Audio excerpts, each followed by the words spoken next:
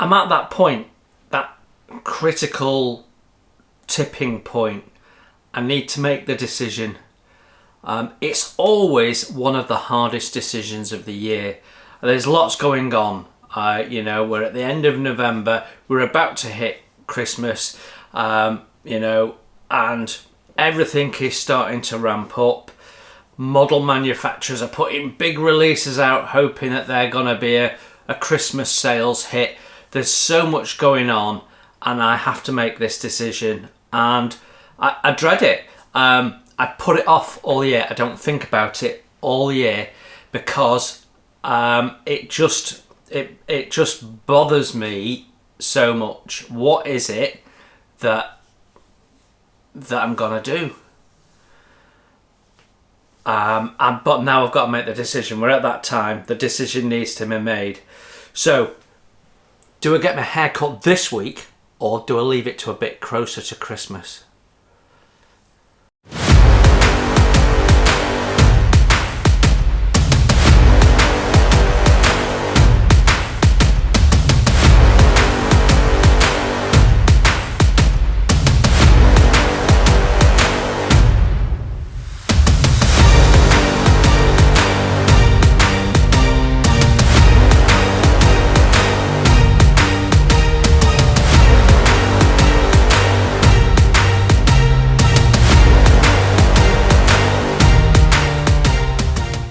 Welcome everyone, my name is Jason, this is Model Kit Stuff, and actually it's Saturday, so more importantly it's Table Talk. I know many of you, this is an important part of your Saturday day. Compulsive, essential viewing, well at least I hope so. Or actually, what someone said to me, one of my members actually said to me this week, it's like a nice fireside chat with an old friend, and I really liked that. I thought that was a very nice way of putting it. And to be fair, fireside is absolutely what we need. Out of shot, I've got my little portable radiator here. It's on full belt, both bars, because it's been typically -3 in the mornings here. So now there's people all over the world are going to go, -3, that's nothing. But it's all relative, isn't it? We never get particularly hot. We never get particularly cold. So when it is warm for us, we all moan about it. And when it's cold for us, we moan about it. And more to the point, the country doesn't really cope with any variation of mild, because it doesn't happen often enough for it to be, worried about. We have gritter trucks that go up and down the motorway and the main roads gritting, of course we do. And you see they have snow ploughs on the front, but there's very few times that we actually need snow ploughs, increasingly as the years become. Now, obviously you're always going to have one rogue year that's really, really snowy, but when you look at the trend, we don't get, well, you don't even need to look at the trend, I just need to look back, Now, I know I've grown, but when I was a kid, snow would come up to my knees. Yeah, do you know what I'm saying? I can remember trudging to school with snow, across the school field with the snow coming up to my knees as a kid. So that had to be at least a good 1.5 feet, didn't it? When was the last time we had 1.5 feet of snow in the UK? So yeah, -3 feels very, very cold, but our little fireside chat, we can carry on doing that as per normal. And actually, we have a lot to chat about this week. Lots and lots of things going on, so we need to get going on it. So first and foremost, I've had a lot of new subscribers in the last couple of weeks. And that's tipped us over the 14,000 mark. So a massive thank you to all of you, whether you watch religiously, or you just watch certain elements, or you just watch once in a while when something grabs your attention. I appreciate it all.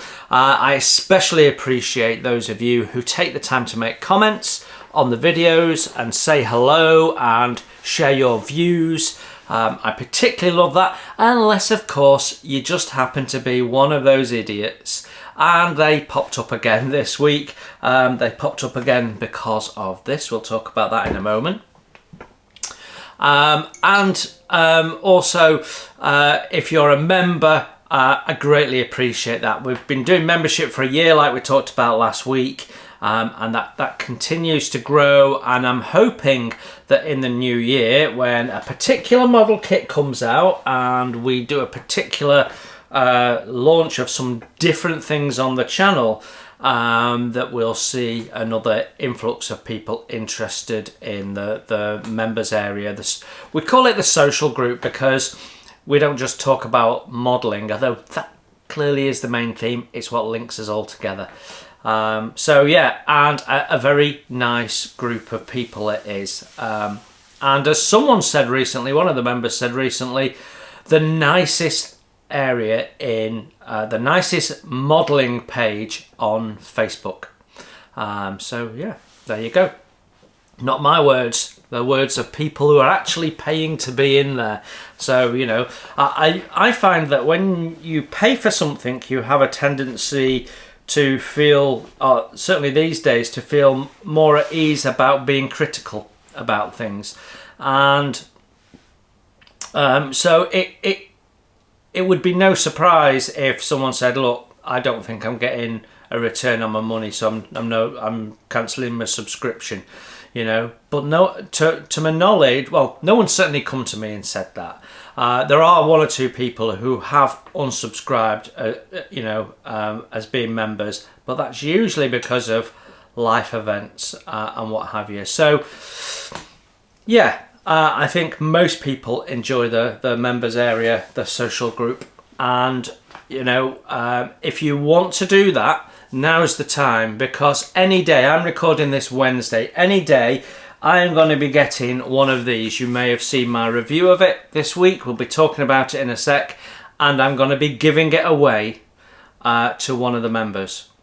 So if you've been considering membership, now's the time, even at the low level, because that will get you in to access the competition. So we'll talk about the competition when we talk about that.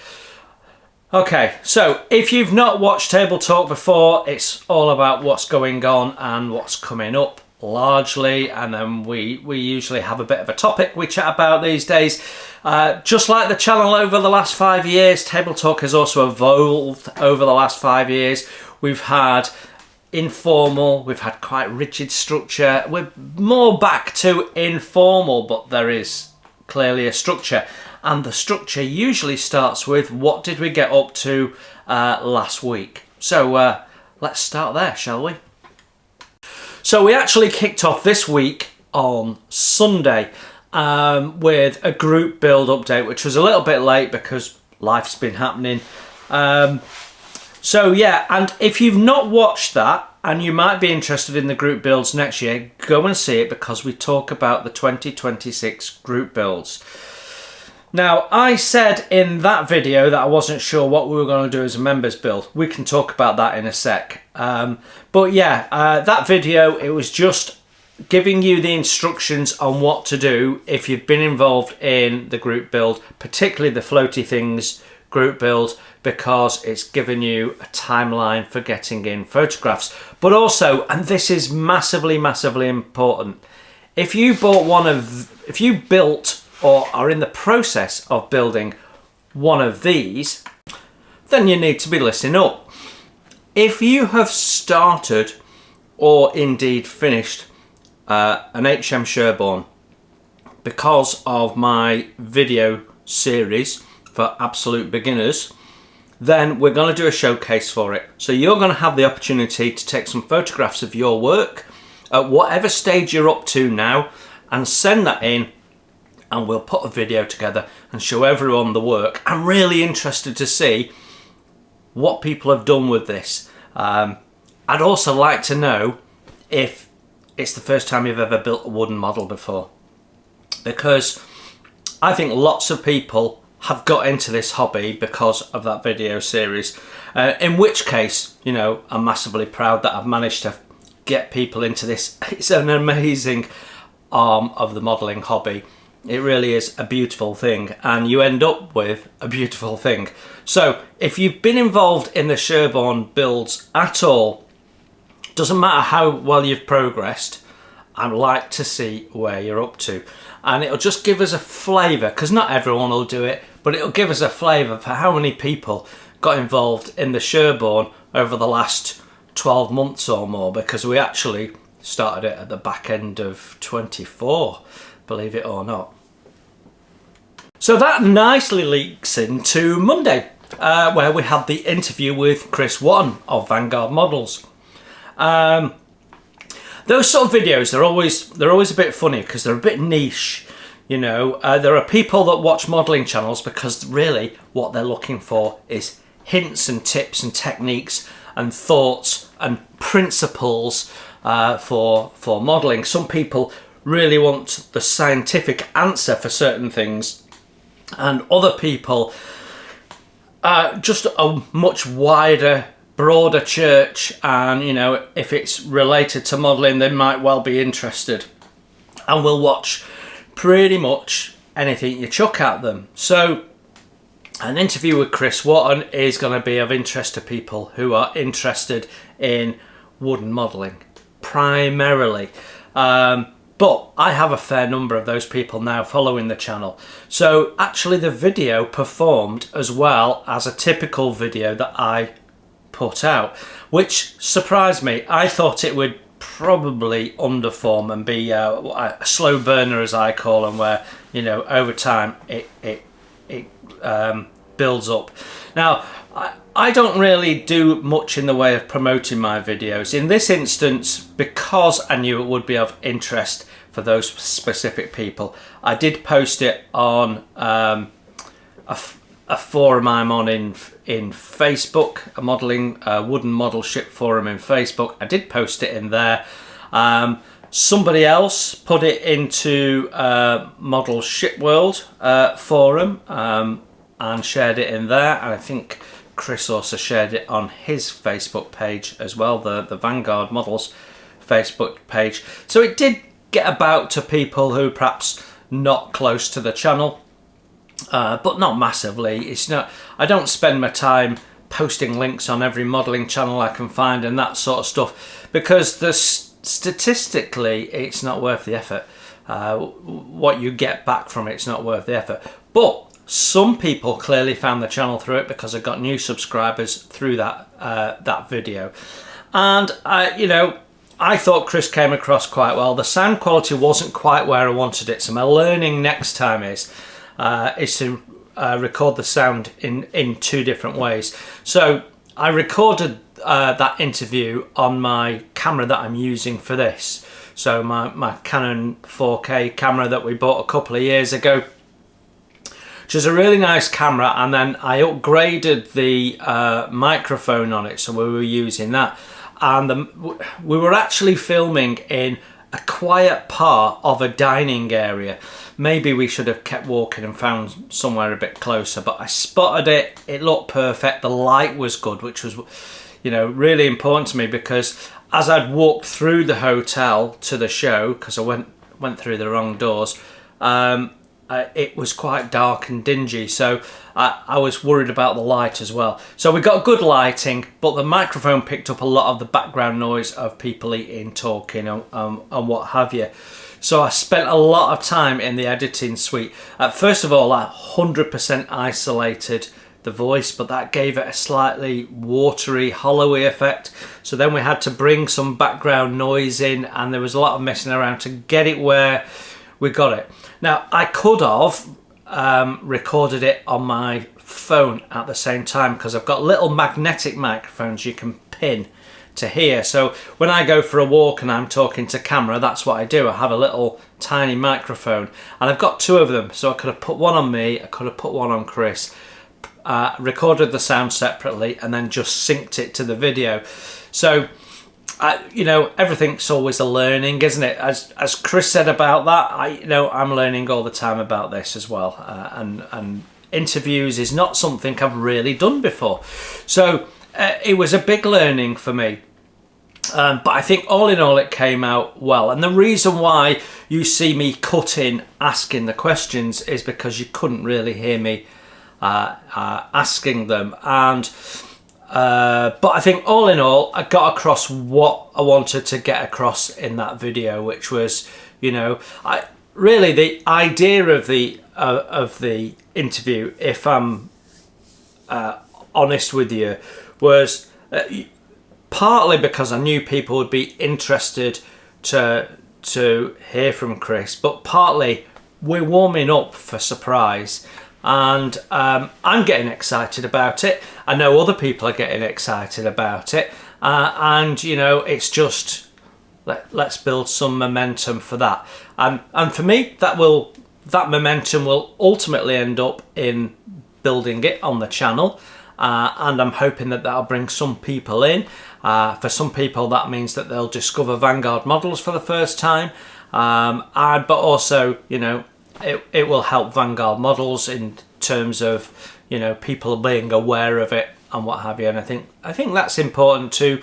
As I've said before, I like to support little local small businesses, family businesses. I mean, it's a sort of I don't know quite how it works, but you know, the family's all involved in it one way or another. So yeah, I think when a company is doing such a good job, why not let people be aware of it? So yeah, I thought the interview was good. I watched it again, and obviously, well, not obviously. You perhaps don't. You wouldn't know this, but Chris got to see it for the first time when he got around to watching it after it had gone live. I didn't send him it and say, "Is this okay? Can you approve it?" or anything like that. We've just gone with it. Ultimately, I think that makes it better. There was, you know, I had offered to share the questions beforehand. That we didn't do that. So Chris was genuinely hearing the questions for the first time, so he hadn't had time to think about them. So we got nice, organic answers from there. I didn't have to do much editing in terms of cutting out or let me think about it or anything like that. So I thought it flowed nicely, and you could tell both of us were getting a bit more comfortable towards the end. So yeah, so hopefully people got a better understanding of Vanguard and what have you out of that. Anyway, that's there now for posterity, and people can see that and what have you. So I was pleased with that.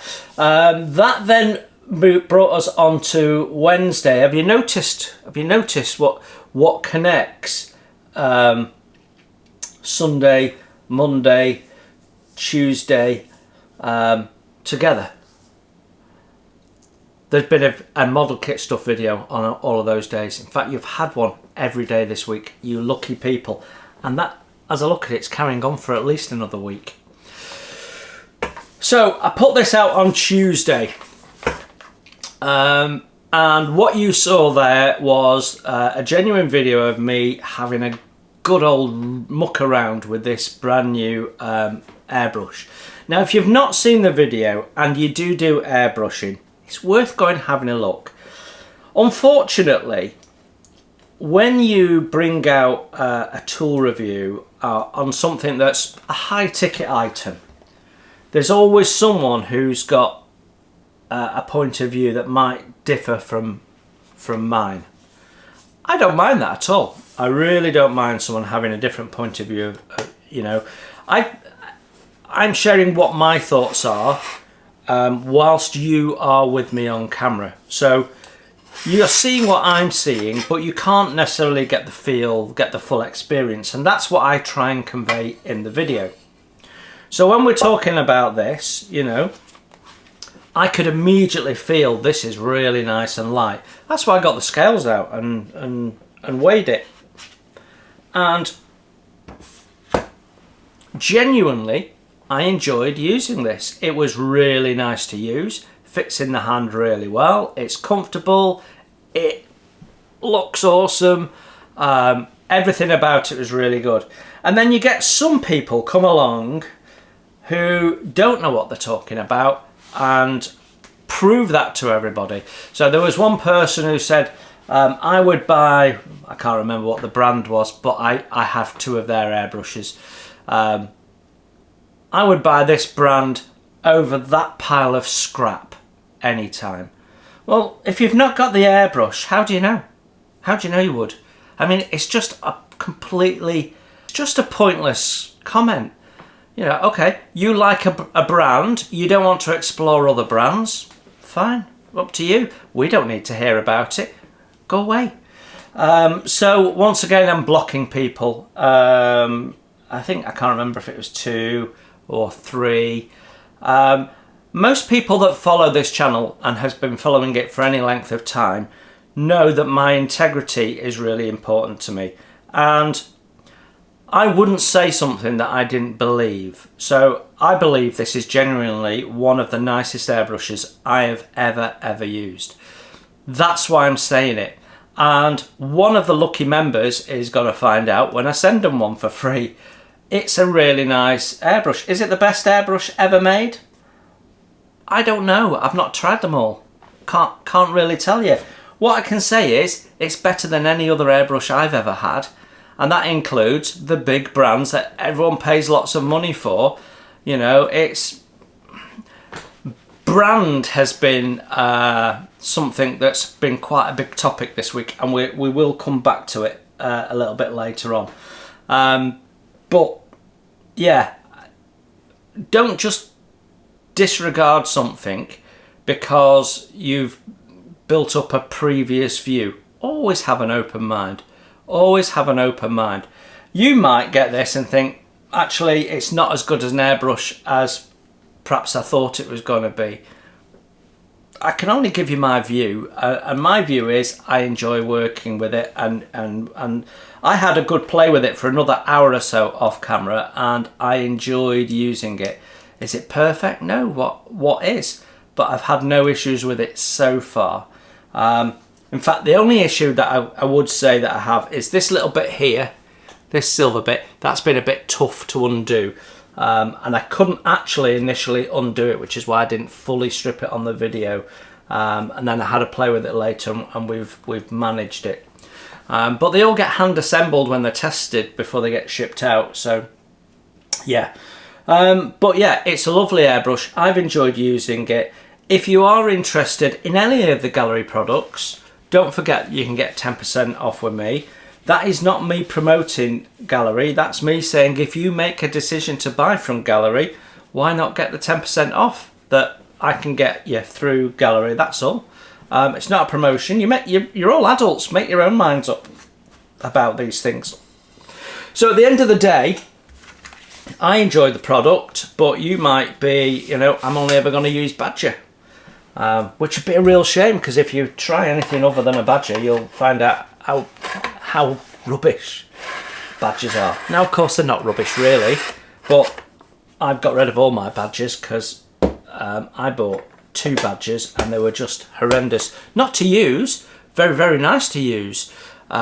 Just over-engineered, and the strip down was a nightmare, and I constantly was having problems with it. I had the Patriot.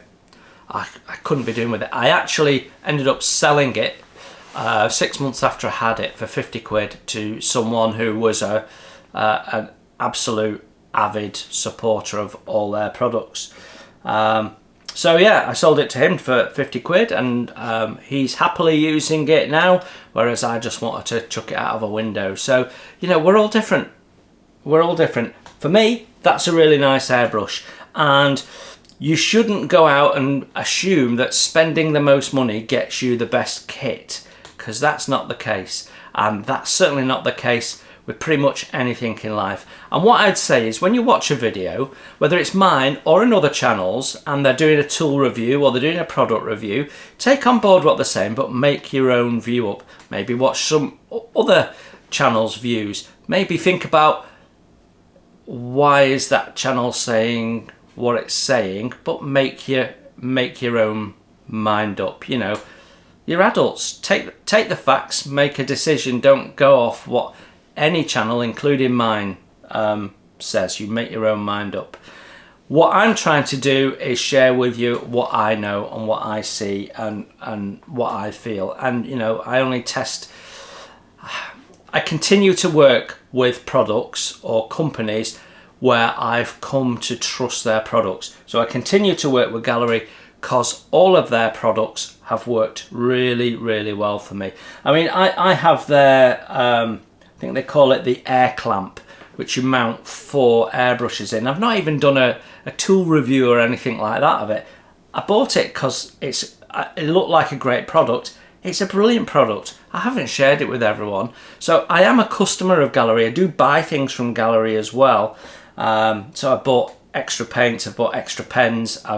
You know, there's bits and pieces that I buy from them. I've just bought an airbrush from them so I can give it away. I've paid for that. I've not asked Gaahleri for another one.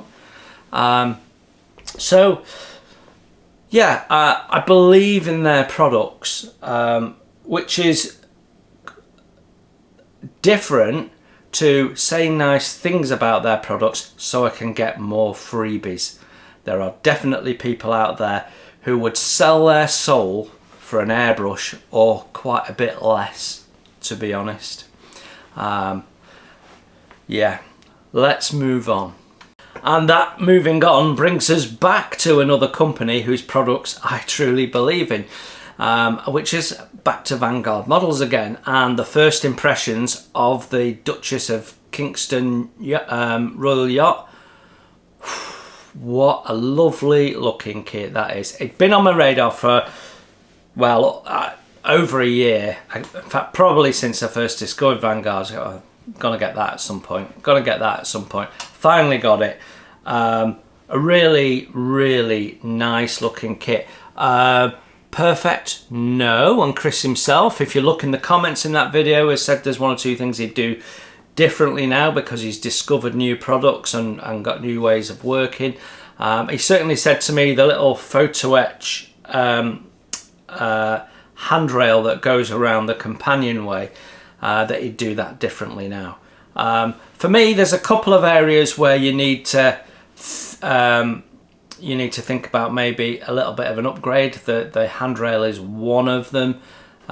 Just the corner posts I'd replace, and maybe the chimney I might do differently. I've actually got it in my mind. Could I do it from the black card?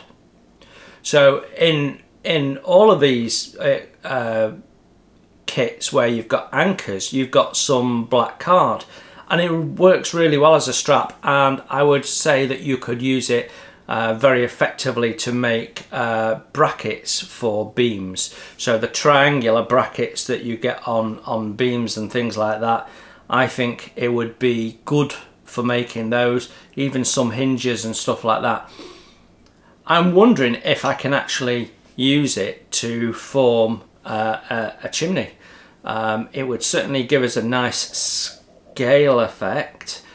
I don't know, might look into that when we build it. Anyway, I think the most challenging thing there is the mast, because you've got to take I hadn't quite worked it out when we were filming it, but I actually worked it out whilst watching my video back and noticing the dimensions down the side of the mast. So I'd been focused on the mast and talking about the shape without really looking at the dimensions, and it actually tells you you're going to take a 6mm dowel and you're going to take it, it's going to be wide, then you're going to narrow it down, then you're going to widen it up, then you're going to square it off.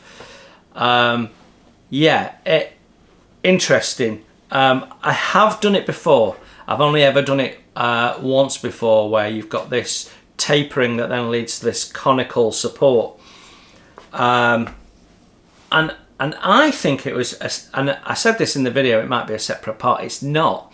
But I'm fairly sure when I did it, and I can't remember what model it is on, it was a separate part, and you drilled a hole and put a wire through to give it some strength.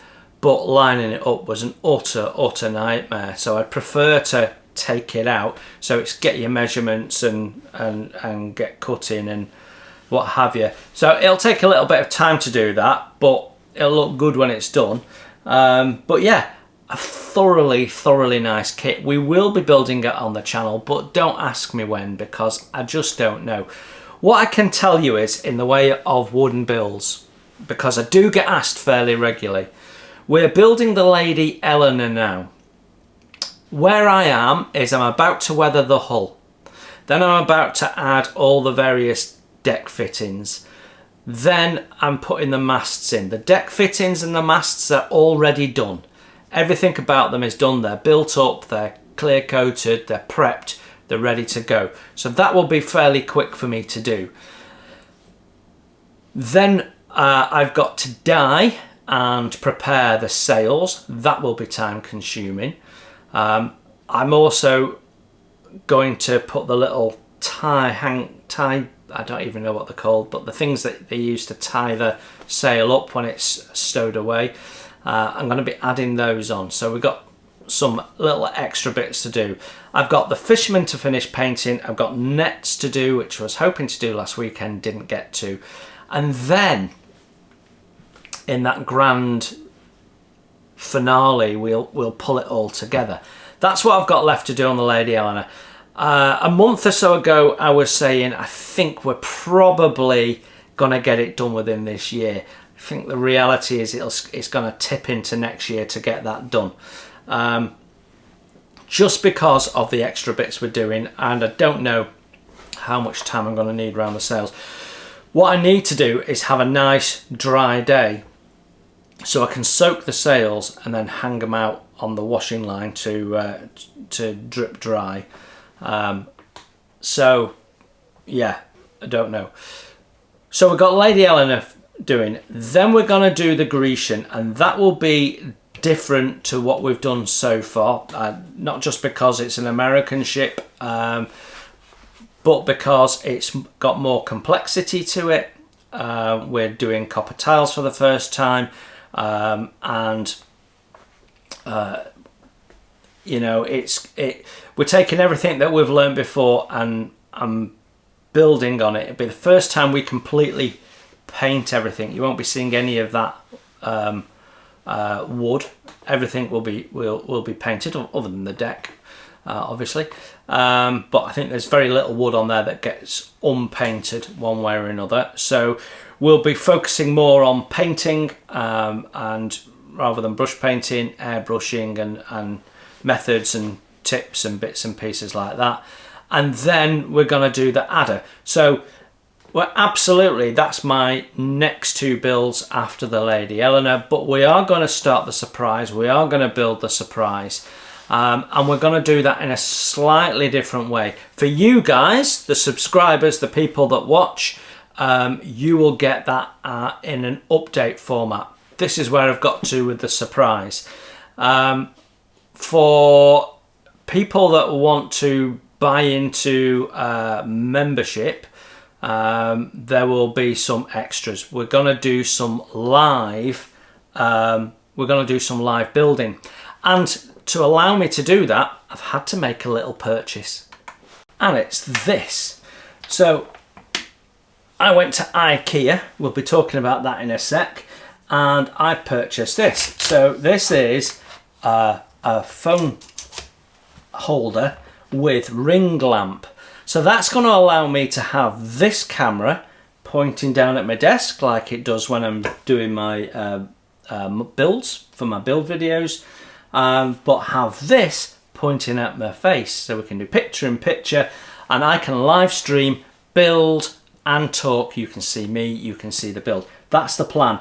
We're going to do that with the surprise, so that I can be building it and we can talk and we can chat. Now, I've been planning to do this for a little while. I've been saying that I was going to do it for a little while. I certainly know that a channel that I have a lot of respect for has started doing it.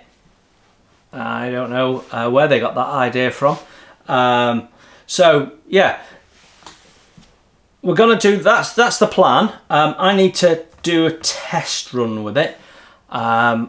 So at some point I'm going to do a little test run with the current members. We'll do a members only live stream at some point over the Christmas holidays, and I'm going to try and have a play with picture in picture. I've never done it before, don't know how to set it up. I'm also going to have a play, if you are a member. I'm also going to have a play, if you are a member, with doing a Zoom call. So this won't be something that gets recorded and won't get shown on the channel, but for members I'm planning to do a club night. So be talking about that when I've proved it and I know what I'm doing. But yeah, there you go. So that was another purchase that the channel's made, and I'm really looking forward to that. So there will be a wooden model ship focused membership coming out, but I still need to be clear in my head exactly what that is, what that looks like, and what you get out of it. And I don't want to exclude current members from enjoying some elements of it, so I'm still not 100% clear in my mind. But yeah, so that's what's going to be coming up over 2026 when it comes to wooden ships. We'll be starting, we'll be finishing the Lady Eleanor, we'll be starting the Grecian. Whether we'll finish the Grecian in year or not, I don't know. Sherborne took about 9 months, I think. This is bigger, a bit more complicated. We've got to do some more repetitive things like cutting copper tiles. It will take longer, inevitably. And because we're doing it in the absolute beginners format, I've got to show you everything.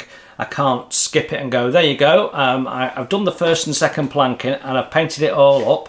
So let's have a look at what's next. I can't do that. I've got to show you everything. So it takes a bit longer. So yeah, and with me having the surprise build coming along as well, then you know, you've got to juggle that time. But we've talked a little bit about that, and that's not for today. We can come back to that conversation another time. So anyway, that got us through Wednesday. Then Thursday you had an extra stuff. People are always interested in how you've got your setup and how your desk works, and people are always looking for new ideas and thoughts for their setup. So I thought it would be interesting to share that. But it did remind me of a little half-an-hour film, which if you've never seen, you absolutely should. So there's a little half-an-hour film, and it's Arthur Lowe and Eric Sykes, and it's called The Plank. You can watch it for free on YouTube. So if you type into YouTube The Plank 1967, and make sure you get the full version. It's about 30 minutes long, and anyone who grew up in the in the 70s will recognise the people in there. And basically, I mean, Arthur Lowe. Everyone knows Arthur Lowe, even if you're not from the UK. Captain Mannering from Dad's Army, and it's basically about a floorboard. The whole thing is about a floorboard, but it's funny in the same way as Laurel and Hardy's funny. But yeah, so I wasn't sure what to call it, so I'll call it The Desk, and that made my brain pop The Plank. And so yeah, I rewatched that as a result. Anyway, there was a little digress. So yeah, we've had a little bit of an upgrade. You can see some of it here. I explained in the video that I'm still struggling with the weight of my paints. Well, I'm not anymore because my paint are all on shelves now. And actually, it looks a lot tidier. So we went to IKEA, and these units, they're 12 quid each, and they work brilliantly, and it saved me some space. But I got some really clever bits and pieces from IKEA as well. So this is now on my desk as a little desk bin. little swing top desk bin, and you can take the swing top off and what have you. So that's an improvement on the bottom half of my pancake batter bottle that I'd cut off, you know. And this actually comes with a mini dustpan and brush inside. Let me show you. And how cool is that? Little mini dustpan and brush, which stick together. Now it comes inside the bin. I've just hung it on a hook. But yeah, I mean that's super cool for big bits. But that's not the only thing I got for cleaning my desk. Those little like lint rollers for your clothes, I think they're 75p. Take the dust off your desk though. Absolutely brilliant for it. So yeah, I got a couple of bits. I mean, there's loads of stuff. Anyone who knows IKEA knows there's tons and tons and tons of different solution ideas. And if I had my time again and I was buying this great big bit of kit that folds up and is on casters and rolls about, if I knew I wasn't going to be constantly folding it, which was what we thought we were going to do when I bought it, I would go to IKEA and build a bespoke space from what you can get there, because it's good quality and it's dead cheap. So why wouldn't you? But it's worth having a little peruse through the IKEA website and see what might be handy for your modelling desk. I mean, they do a little Lazy Susan, which is a really small little rotating thing. So, you know, you put all your paints on it and your glues on it, and you can just rotate it and pick the glue you want, and without having to, you know, you can have them in the same space and you can just rotate it. I mean, yeah, all sorts of ideas that if you think about it. So if you've got any ideas for things you've bought from IKEA which have helped you with your modelling hobby that are worth sharing, by all means put them in the comments. I'd be interested to know. Anyway, that was that. So go and watch the plank though. It is so funny. Right, that got us to Friday, and the next part in the Panzer series, which is Panzer 5. There's definitely only one more to go. So yeah, and that's all coming together nicely. We do some more work on the base as memory serves.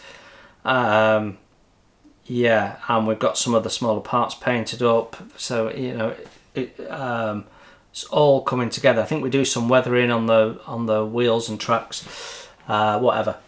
Right, and that gets us up to where you are today.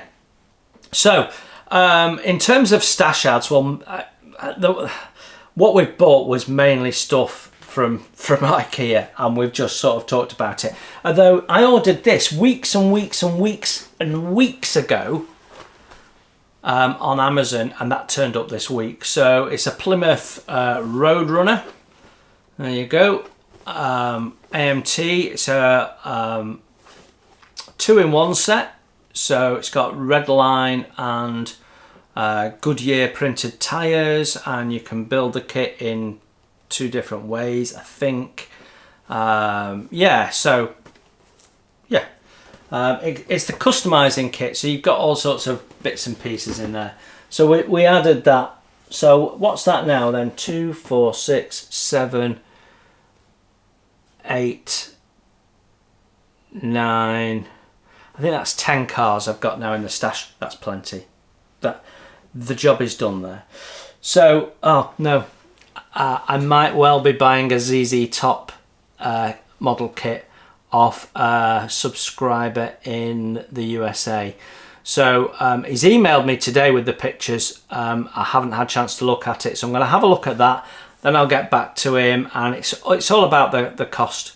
If the shipping cost is silly money, then it's not worth it.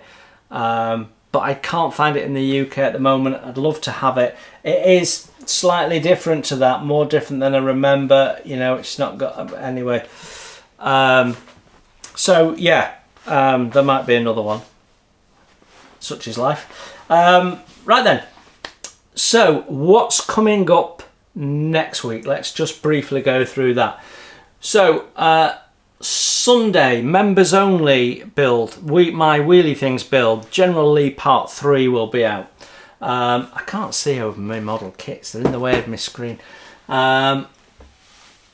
Right, then on Monday we've got a video that will be interesting for anyone that builds period ships, whether that be plastic or wooden.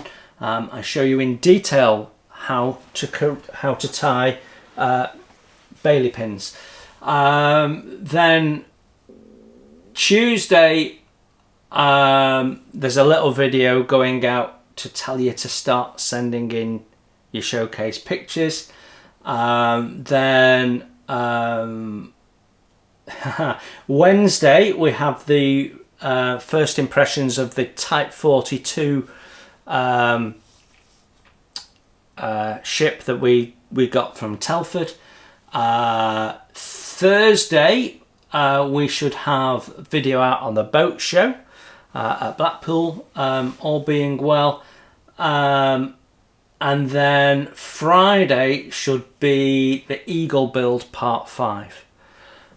So far none of it is edited. It's all recorded. I have material for all of that, but none of it, not a single bit of it, is actually actually edited. Actually, I'm not sure I've got enough material for the Eagle 5 because all I did with it was put masking on it. That was my whole weekend's work of modelling, just putting some masking squares on it ready for spraying the white. The new Aventus will be getting a good work through on off-white paint. So that's what's coming up. Right then, time to talk about some couple of things. So there are some things going on this week. It's been a week of drama in the modelling world, if you like, and I know that there will be people expecting me to comment on it, and I haven't done so far, for a reason. So I am, of course, talking about the 1:24 scale Airfix 109 kit. The reason I haven't commented is because I haven't got mine. It's imminent. It's due in the next hour as I record this. So usually I don't watch reviews of kits that I'm going to review, but in fact actually I hadn't really intended to buy this kit at all. And then I saw it at Telford and I thought, you know what, people would enjoy that build and it would go nicely with the Spitfire in 124, so I pre-ordered it. And I caught some of one review, and unfortunately there were some issues with that particular kit. I'm told that other people have reviewed it and have had no issues, and I'm aware that somebody else has reviewed it and they've had the same issues. So I know people want my view on it. What I'm going to say is I'm waiting for my kit to come and then I will share my views. So probably on next week's Table Talk we'll talk about it, good, bad or ugly, but I can talk about those issues that I've seen even if I don't get them, and I think there's a wider conversation to be had about the modelling community and attitudes to the manufacturer, the manufacturer's attitude to the modeler, and content creators' attitudes towards one another, and to the hobby as a whole. The way I see it, as I've already said, this is about my hobby and I talk about my hobby, and someone comes along and they badmouth me, then I just remove you. I ain't got time for you. You spend time putting a nasty comment on, all you've done is waste your time, because I'm just going to block you. I might, if I'm not sure, I might reply to you, but then once I'm clear that actually you're just a troll, then you're gone. So it's a really difficult one because you don't want to be censoring other people's points of view, but there's a way of doing it. And I think what I'd say is, would your mum be proud of what you've written? And if the answer is yeah, then all good. And if your answer is no, then maybe you should be a bit more grown up about it. So I don't want to really get sucked into this quagmire of what's going on, but I will do a kit review and I will therefore have my say at some point. So just hold your water and that'll come along in due course when I've got all the facts in my fingers. Okay, right, so this week I wanted to talk about the extremely strange world of 1 to 25 or 1 to 24 scale model cars, because it is completely bizarre. So as you know, I've recently took an interest in this genre of the hobby. Not something I've paid a lot of attention to before, but now that I've sort of got several kits, it's weird. It is really weird. So what are my observations having just got into it? Well, firstly, why do all the kit manufacturers use the same size boxes? What's all that about? Look, they're all the same size, and you've got 3 different manufacturers there. You've got Atlantis, Revell and AMT. Revell, that surprises me. It surprises me in 2 ways. Firstly, none of their other products ever have a top opening box, but all their car kits do. Everyone criticises their packaging for not having top opening boxes, and yet in the cars they're always top opening boxes. Makes no sense. And